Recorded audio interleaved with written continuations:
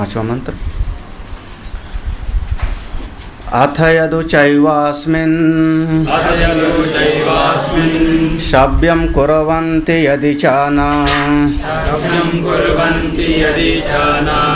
ते अर्चिष्मान एव अभिसंभवन्ति ते अर्चिसम एव अभिसंभवन्ति ते अर्चिसम एव अभिसंभवन्ति ते अर्चिसम एव अभिसंभवन्ति। ये मंत्र है, देखो छांदस है, एक एक शब्द पर ध्यान से, हाँ ते होना चाहिए, ते और उसके बाद में एस वाला आ अर्चिसम हो जाएगा। हाँ तभी मैं सोच रहा हूँ क्यों कर पड़ा, फिर से पढ़ो। अथ यदुचैवास्मिन् शव्यं कुर्वन्ति यदि चानते अर्चिसम एव अभिसंभवन्ति अर्चिसो अहरअन आपूर्यमाण अपक्षम आपूर्यमाण पक्षादयान षड् उदुंगेति मासागुंतान मासेभ्यः संवत्सरगुम संवत्सरात् आदित्यम आदित्यात् चंद्रमसम चंद्रमसो विद्युतम तत्पुरुषो अमानवः स एनान् ब्रह्म गमयति एष देवपथो ब्रह्मपथ एतेन प्रतिपद्यमाना इमं मानवम आवर्तम ना आवर्तन्ते ना आवर्तन्ते। एक तरीके से ये हमारे पूरे गति का निरूपण है इसमें। तो गति का जब निरूपण है तो इस पर हर उपनिषद में इस पर विशद व्याख्या है। यहाँ एक मंत्र में ही सबका सार दे दिया कि 4 प्रकार के समाज में लोग हैं। विभाजन अगर करना चाहो तो 4 श्रेणी है लोगों की। पहली श्रेणी है जिसको भगवान भास्कर जगह जगह पर कहेंगे स्वाभाविक्या स्वच्छंद अशास्त्रीय, ऐसे बार बार कहेंगे। कुछ ऐसे अधिकतर समाज में लोग हैं जिनकी मनोवृत्ति स्वाभाविक होती है, शास्त्र के अनुसार नहीं होती, शास्त्र के अनुसार उनका जीवन नहीं होता, देखा देखी स्वाभाविक गति होती है। दिखाई पड़ा देख लिया, सुनाई पड़ा सुन लिया, दिखाई पड़ा खा लिया, बिल्कुल कमाओ खाओ और मौज करो मर जाओ एक दिन। ऐसे स्वाभाविक गति वालों को, जो स्वाभाविक बिना शास्त्र के विचार के अपना जीवन जीते हैं, उनको जड़त्व की प्राप्ति होती है। अस्थावरांत अधोगतिम स्यात्, या तो पेड़ पौधे बन गए या नरक आदि में चले गए, उनकी गति तो बिल्कुल गई गुजरी हो गई। ज़्यादातर शास्त्र में उनकी चर्चा नहीं की गई। और आज के समाज में अधिकतर समाज इन्हीं लोगों का है। बस कमाओ खाओ पियो, जो है स्वाभाविक, क्या जैसी मर्जी आवे अपने मन के अनुसार जीवन जी लो। शास्त्र की बात पर ज़्यादा विचार करने के लिए तैयार नहीं है। एक दूसरे ऐसे महापुरुष हैं जिन्होंने शास्त्र के अनुसार अपना जीवन जिया, लेकिन शास्त्र के अनुसार जीने में भी उनकी कामना सामने थी। जैसे कल हम लोगों ने शाम के प्रश्नों में पढ़ा, दान अध्ययन यज्ञ करते तो हैं शास्त्र के अनुसार, लेकिन वृत्ति है लाभात् प्रवर्तते, कामना की पूर्ति के लिए ऐसे लोग अपना जीवन जीते हैं। तो शास्त्र के अनुसार जीवन जीते हैं, बहुत ज़्यादा पाप कर्म नहीं करते, शास्त्र के अनुसार जीवन जीते हैं, लेकिन चित्त में स्वार्थ, कामना, अभिमान ज्यों का त्यों भरा पड़ा है। ऐसा समाज भी है हमारे यहाँ, बहुत सारा समाज भरा पड़ा है। ऐसे समाज के लोगों को धूम्र मार्ग की गति प्राप्त होती है। धूम्र मार्ग या इसको कृष्ण मार्ग या इसी को हम दक्षिणायन का मार्ग, ऐसे कई नाम से हम उसको बुला सकते हैं।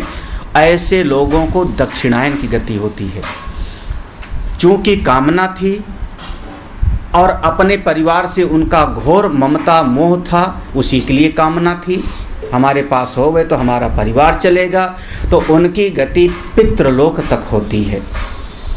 ऐसे लोगों की गति पितृलोक तक मानी गई है कि पितृलोक तक जाते हैं और वहाँ से पुनः वापस आकर के मानव योनि में फिर से उनको जन्म लेना पड़ता है। फिर से चूँकि ममता मोह जीवन भर बना रहा, और भले ही पाप नहीं करते थे, अन्याय नहीं करते थे, चोरी डकैती नहीं करते थे, लेकिन चूँकि शास्त्र के अनुसार जीते थे, लेकिन ममता, आसक्ति, स्वार्थ उनका मिटा नहीं था, इसलिए पुनः आके उसी परिवार में फिर से कहीं न कहीं ऐसे परिवार में माता पिता भाई बंधु के बीच में उनको जन्म लेना पड़ता है। तो पितृलोक तक उनका गमन हुआ और वहाँ से वापस आकर के फिर से मनुष्य की योनि में उनको जन्म लेना पड़ा। एक दूसरी गति हो गई, दो गति हो गई। हाँ, एक अशास्त्रीय स्वाभिविज्ञा, दूसरा शास्त्रीय परंतु कामना से ग्रसित, आसक्ति से ग्रसित। तीसरे लोग होते हैं जिनके चित्त में बिल्कुल कोई कामना भी नहीं है, कामना भी नहीं है, आसक्ति भी नहीं है, थोड़ी बहुत अपनी इस देह से आसक्ति है, जरा सी एक, इसको कहते लेस मात्र आसक्ति रह गई। साधना करते थे, स्वाध्याय करते थे, उपनिषद शास्त्र आदि श्रवण करते थे, लेकिन जरा सी आसक्ति का एक लेस रह गया।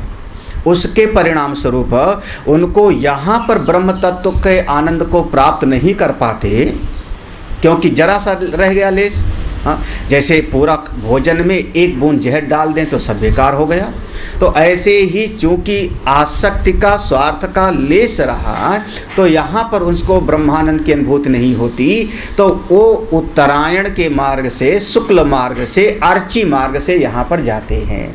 उसी को यहाँ पर अर्ची मार्ग कहा, बार बार शब्द आया अर्ची शब्द। अर्ची मार्ग से, उत्तरायण के मार्ग से जाते हैं। तो उत्तरायण के मार्ग से जब जाते हैं तो क्रमशः, हमारे शास्त्रों में भी प्रोटोकॉल है। प्रोटोकॉल माने जब नेता लोग, कोई बड़ा आदमी एक शहर से दूसरे शहर जाता है, हाँ, तो हर थाने वाला रिसीव करता है उनको। लगभग ऐसे होता है, वो अपनी गाड़ी में बैठा रहता है, इस थाने वाला यहाँ से वहाँ तक पायलट किया, पीछे पीछे स्कॉट किया, और उसके बाद वहाँ उस आगे वाले हल्का वाले वहाँ खड़े रहते रास्ते में, उन लोगों ने रिसीव भी कर लिया, और वो आदमी अपनी गाड़ी में ज्यों का त्यों बैठा है। जो बड़ा आदमी है, हाँ, तुम लोग विधानसभा, बड़ा आदमी बैठा है उसमें, हाँ, और प्रोटोकॉल के हिसाब से एक ने दूसरे को हैंड ओवर किया, दूसरे ने रिसीव किया, फिर वो अपने हल्का तक ले गया, फिर उसने दूसरे को पहुंचाया, और ऐसे ऐसे वो अपने गंतव्य तक पहुंच जाता है। उसको हम कहते हैं गंतव्य, गंतव्य गमयितृत्यम। गंत्री माने जाने वाला, गंतव्य माने लक्ष्य, गमयितृत्यम, गमयितृत्यम माने उनको एस्कॉर्ट करने वाले, ले जाने वाले। ये शब्द, तीनों शब्द आएगा भी इसी में है, इसी मंत्र में है, भाष्य में। तो इस तरीके से जब वो जाते हैं अर्ची मार्ग से या शुक्ल मार्ग से, उत्तरायण के मार्ग से, तो उनको कोई एक अमानव व्यक्ति मिलता है, जो मनु की सृष्टि का नहीं है, ऐसी प्राणी नहीं है, किसी लोक में अमानवी सृष्टि का एक महापुरुष मिलता है, जो उनको ब्रह्म विद्या का उपदेश करके वहाँ से मुक्त कर देता है, फिर उनको इस लोक में आना नहीं पड़ता।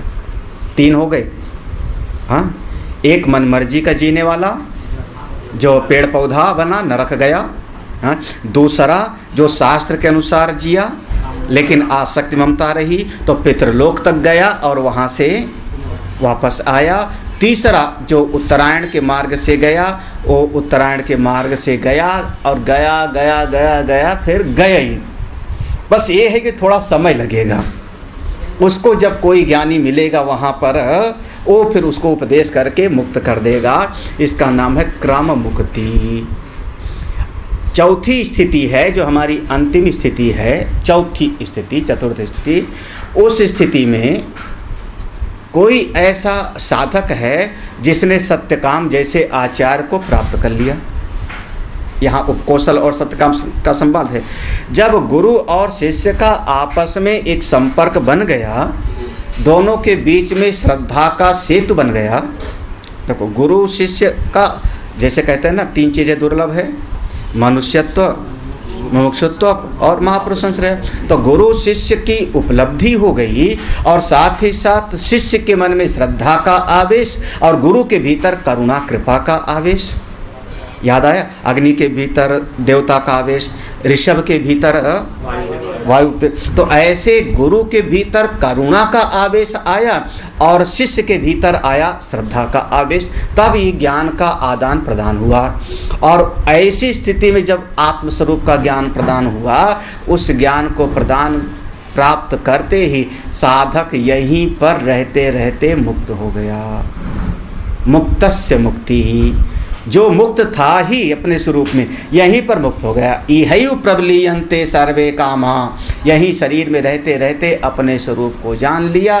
फिर उसको ना कहीं आना होता है और ना कहीं जाना होता है, क्योंकि जो उसके भीतर का जीवात्म भाव करता ज्ञाता भोगता था वो खत्म हो गया, तो उसका आना जाना ही समाप्त। अब ऐसे महापुरुष का देखो, अब आत्मा और शरीर दोनों के बीच में जो जोड़ने वाली कड़ी थी उसका नाम जीव, उसी का नाम जीव था।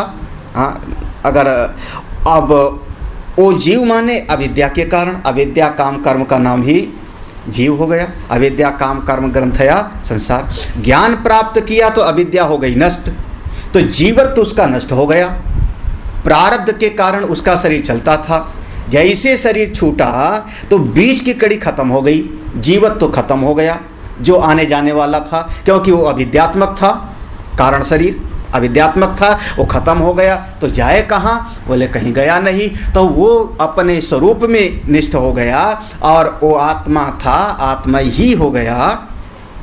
लेकिन शरीर, बोले अब शरीर तो 5 महाभूत का हिस्सा है, चाहे जो हो, कोई उसका अंतिम संस्कार करे चाहे ना करे, चाहे जलावे चाहे ज़मीन में गाड़ देवे, चाहे उसको पानी में प्रवाहित कर दे, उसको कोई फर्क नहीं पड़ता, क्योंकि उसके भीतर जो जीवात्म भाव था वो तो हो गया समाप्त। और जीव बना रहता तो जीव की ममता शरीर से थी तो शरीर के चारों तरफ घूमता, और अंतिम संस्कार ना होता तो फिर उसको प्रेत योनि आदि में भटकना पड़ता, क्योंकि उसके कर्मों का फल प्रारंभ नहीं होता। ये यहाँ पर इस मंत्र का मूल रूप से ये अर्थ है।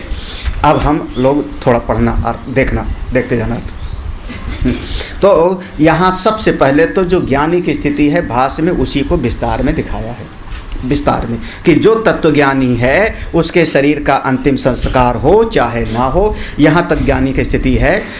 ये सुखाकाशम, ज्ञान कैसे प्राप्त हुआ? ज्ञान की परिभाषा किया है। सुखाकाशम अक्षिस्थम संयद वामो वामनी भामनी इति एवं गुणम उपासते प्राण सहितम अग्नि विद्याम च। जो इस प्रकार से अपने हृदय में विराजमान ब्रह्म को हृदयाकाश में अनुभव करता है, उसका फिर अब कोई ना कर्म रहा, ना कर्म का उसका फल रहा, ना भोगने वाला रहा, तो उसका सारा का सारा यही नष्ट हो गया। फिर उसको ना कोई जन्म, ना कहीं जाना और ना कहीं आना। लेकिन अगर जरा भी वो भोक्ता भाव रहा, जीवत्व तो लेस रहा। हाँ, जीवत्व, जैसे कई बार साधक लोग पूछते हैं, जब हम ब्रह्म ज्ञान को प्राप्त कर लेंगे तो क्या अनुभव होगा, उस समय कैसा लगेगा? तो अभी ये जीव पूछ रहा है। पूछ कौन रहा है? जीव तो पूछ रहा है ना। हाँ, मैं पूछ रहा हूँ, उस समय कैसा अनुभव होगा? कौन पूछ रहा है? भोक्ता। कैसा कैसा भोग करूँगा, कैसा आनंद, उस समय क्या आनंद आएगा जब हम ध्यान में ब्रह्म का अनुभव कर लेंगे। वो जीव पूछ रहा है। तो जब साधन, ये साधक की बात है, ऐसा साधक जिसने शास्त्र का स्वाध्याय किया, सत्संग किया, लेकिन उसका जीवत्व भाव बना रहा, अभी उसके भीतर भोक्ता का भाव बना रहा, तो उसको ये वाली ऊपर वाली गति प्राप्त नहीं हुई। तो जब शरीर छोड़ेगा, तो शरीर जैसे छोड़ेगा तो उसके जीव के, चूंकि जीवन में शास्त्र का अध्ययन किया, सत्संग किया, तो शास्त्र हमको प्रकाश देता है। अग्नि की उपासना किया तो अग्नि प्रकाश देती है, तब उसको प्रकाश के अभिमानी देवता ग्रहण कर लेते हैं। हाँ, ते अर्चिसम एव अभिसंभवंती, मंत्र में ते अर्चिसम एव अभिसमंती, उसको अर्चिसम माने प्रकाश के देवता, अर्चि माने प्रकाश के अभिमानी देवता उसको रिसीव कर लेते हैं। याद रखना प्रोटोकॉल।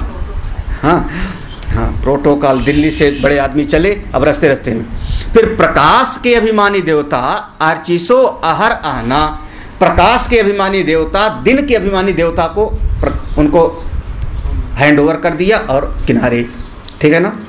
हाँ, फिर दिन के अभिमानी देवता आपूर्यमाणम पक्षम, हाँ, दिन के अभिमानी देवता एक पक्ष के पक्ष माने 15 दिन का, कौन सा, शुक्ल पक्ष के अभिमानी देवता को दे दिया उस जीव को, क्योंकि इसने शास्त्र श्रवण किया था, साधना किया था, ये जीव अच्छा है, थोड़ी ममता रह गई, इसको आगे ले जाओ, प्रकाश के मार्ग से ले जाओ।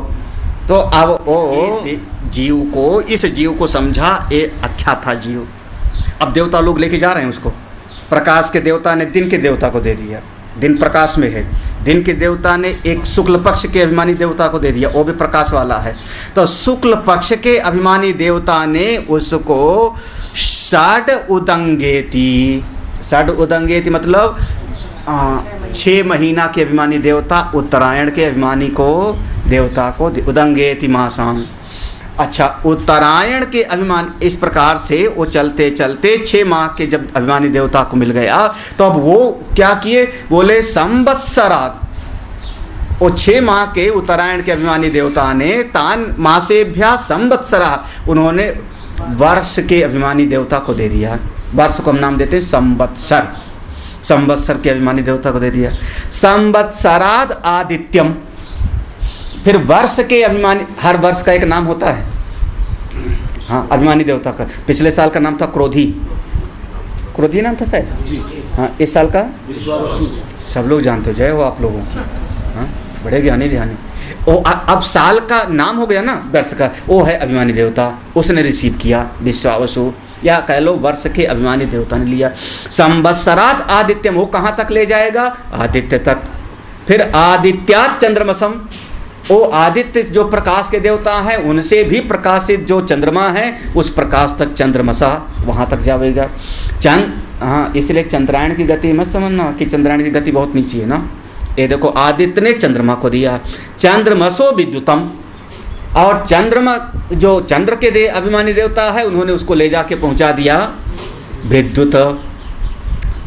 पहले आया था विद्युत का अभिमानी देवता, मैं विद्युत स्वरूप हूँ, और वहाँ पर जब पहुँचा तो ये आदित्य, चंद्रमस या विद्युतम, इसी 3 जगह में से कहीं न कहीं तत्पुरुषो अमानवः, वही कोई एक अमानवीय महापुरुष प्राप्त हो जाएगा।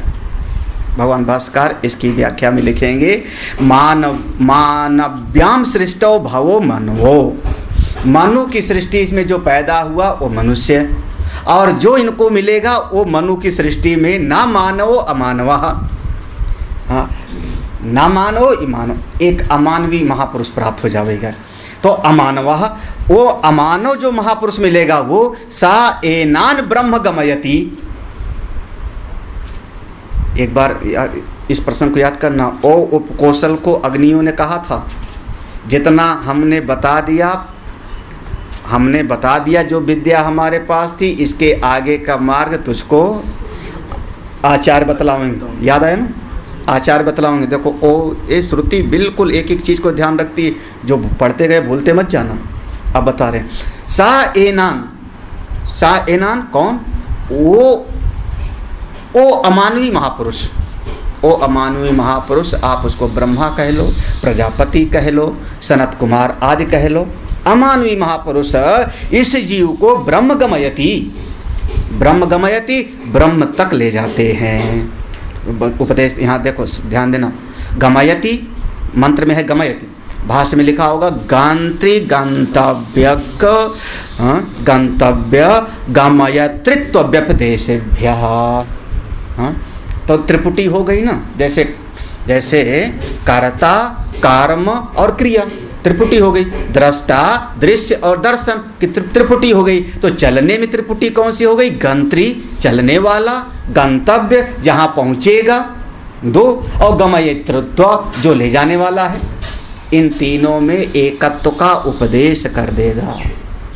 वो जब महापुरुष अमानवीय महापुरुष उपदेश कर देगा तो सन्मात्र ब्रह्म प्राप्त हो तदनुपपत्ते, तब सन्मात्र ब्रह्म की उसको प्राप्त हो जाएगी। ये हो गया उसको ब्रह्म ही सन ब्रह्म अपेति, ब्रह्म स्वरूप था ब्रह्म ही प्राप्त हो जाएगा।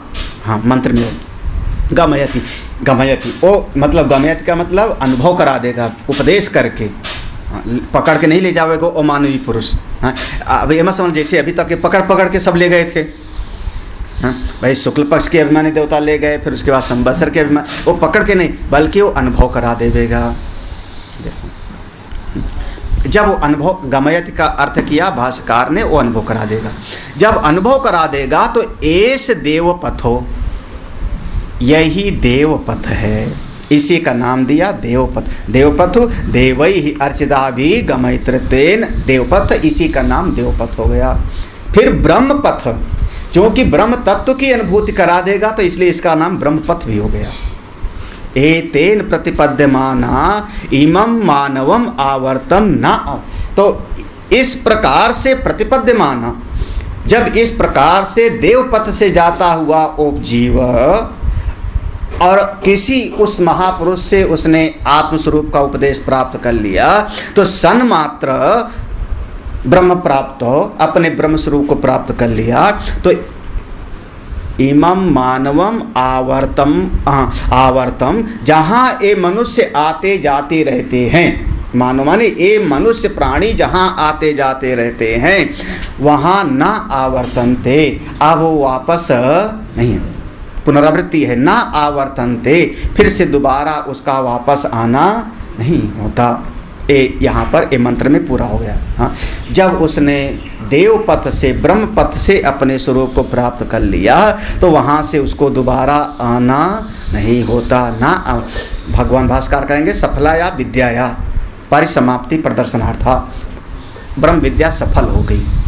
यहाँ पर अब बहुत सरल भाषा में समझ लो, चार रास्ते हो गए ना, रास्ते न कहो तो चार प्रकार के लोगों का वर्णन हो गया। एक वो जो पामर, जैसे पामर कह लो, पामर कोट की हो गए, जो शास्त्र की बात मानी नहीं मानते, मनमर्जी जीते हैं, वो अधोगति और पेड़ पौधे आदि बन गए। एक वो जिनकी ममता आसक्ति खूब है, कामना अहंकार खूब है, लेकिन शास्त्र की बात मानते हैं, उन लोगों की गति हो गई पितृलोक तक और वहाँ से वापस आए। एक वो हो गए जिनका पूरा इसमें वर्णन आया कि जिनके भीतर केवल ममता का लेस रहा, जरा सी ममता रही। हमको लगता है सब लोग, तुम लोग इसमें तो नहीं हो, हाँ? कहीं वो तीसरे वाले में ना हो, नीचे जो गया भी उसमें नहीं हो। अरे वाह भैया, ये लो, ये आपको प्रमाण पत्र दे रहे हैं, सर्टिफिकेट, आप पहले वाले में हो। हम भी उसी में हैं, चिंतन तो आपके साथ ही हैं। अपनी व्यथा हमारे ऊपर, वही तो यही बोलना है उसके पहले हम क्यों न करें, दोनों साथी हैं ना। आप लोग बहुत अच्छे हो महाराज, कम से कम पहले का भाव तो है कि चलो मैं पहले में हूँ। इसका नाम हो जाएगा अहंग्रह उपासना। याद है उपासना के 3 प्रकार थे इस उपनिषद में, कर्मांग उपासना, कर्माबद्ध उपासना, प्रतीक उपासना और अहंग्रह उपासना। अगर कोई ये भी स्वीकार करता है मैं नित्य शुद्ध बुद्ध मुक्त, अभी ब्रह्म विद्या नहीं प्राप्त हुई, मान ही लो, जब अहम ग्रह जबरदस्ती मान लो मैं शरीर नहीं हूँ, मैं आत्मा हूँ, अनुभव नहीं हुआ ना, मान ही लो, तब भी आपको मुक्ति की प्राप्ति, ये देवपथ प्राप्त होगा। देवपथ के मार्ग से आप पहुँच जाओगे, क्योंकि ये उपासना हो गई अहंग्रह उपासना। ये हमारा वैदिक है। अब यहाँ पर हमारा वैदिक उपासना के विधि। अब शास्त्र में बहुत सरल भाषा में पुराण में समझना हो तो एक ऐसा दुष्ट आदमी जिसने अपने आप को कहा मैं कृष्ण हूँ, असली मैं हूँ, द्वारका वाला नकली है। किसी ने कहा उसके 4 हाथ है, बोले 2 लकड़ी का लगा ले, 2 लकड़ी का लगवा लिया। किसी ने कहा वो चक्र चलाता है, बोले एक लोहे का चक्र बना के रख दे मेरे पीठ पर, कभी कभी चलाया करूँगा।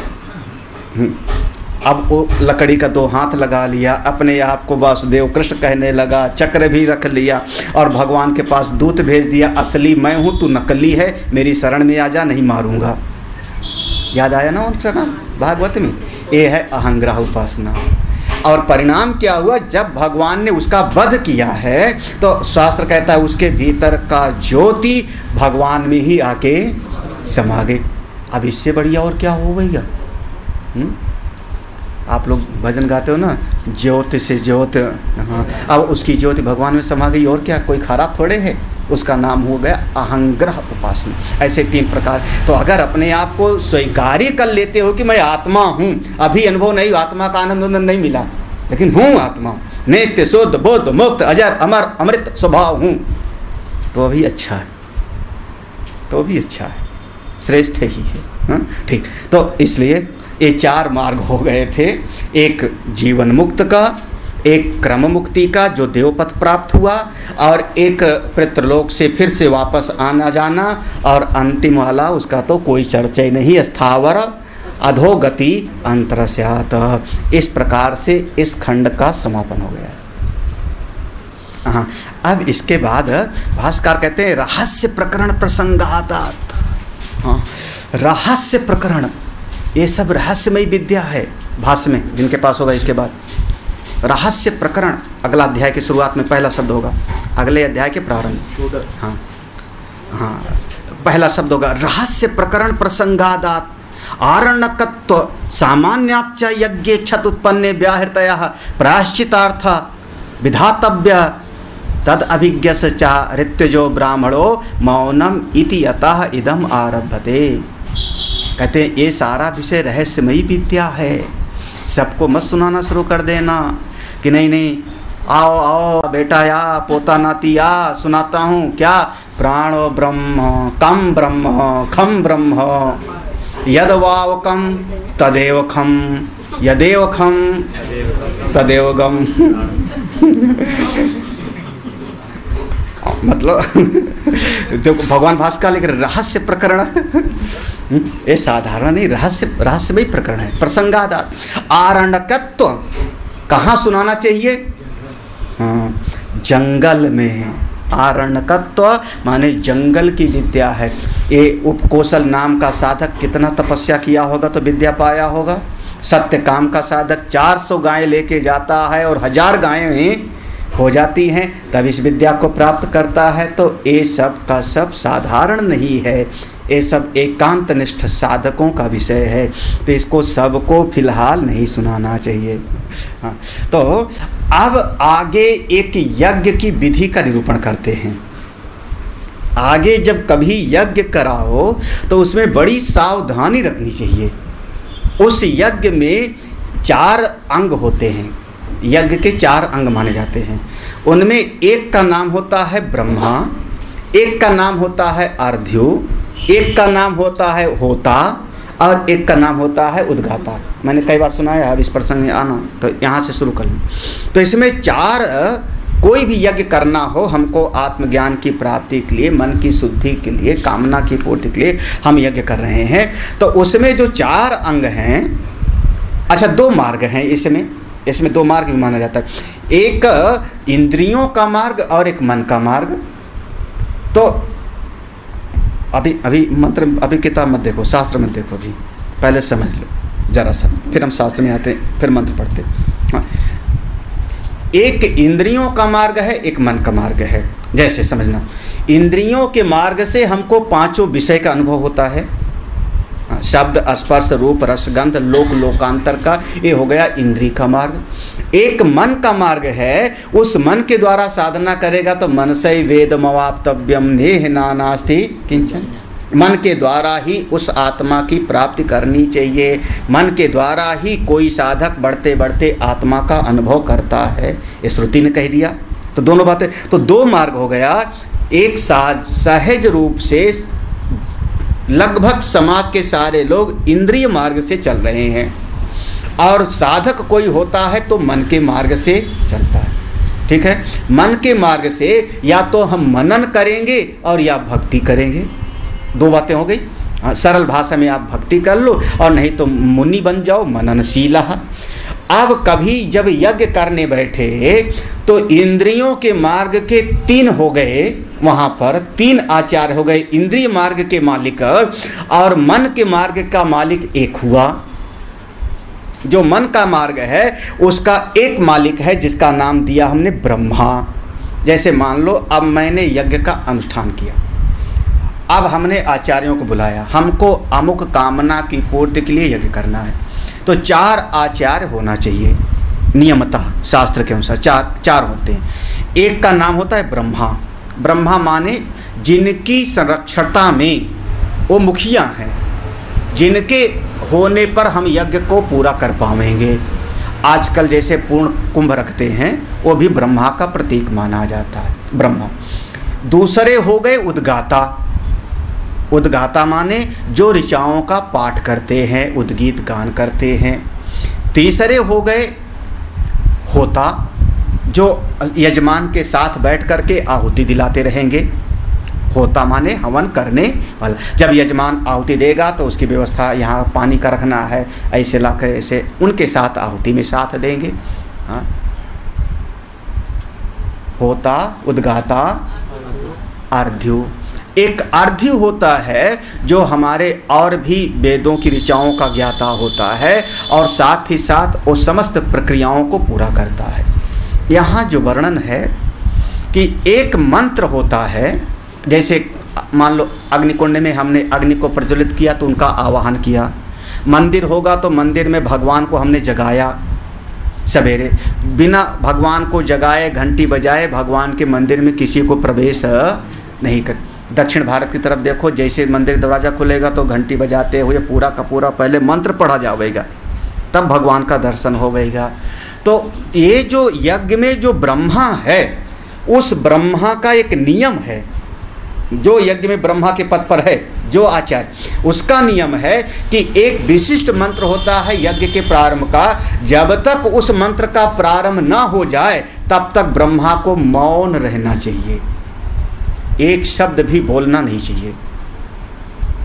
ये है शास्त्र विधि।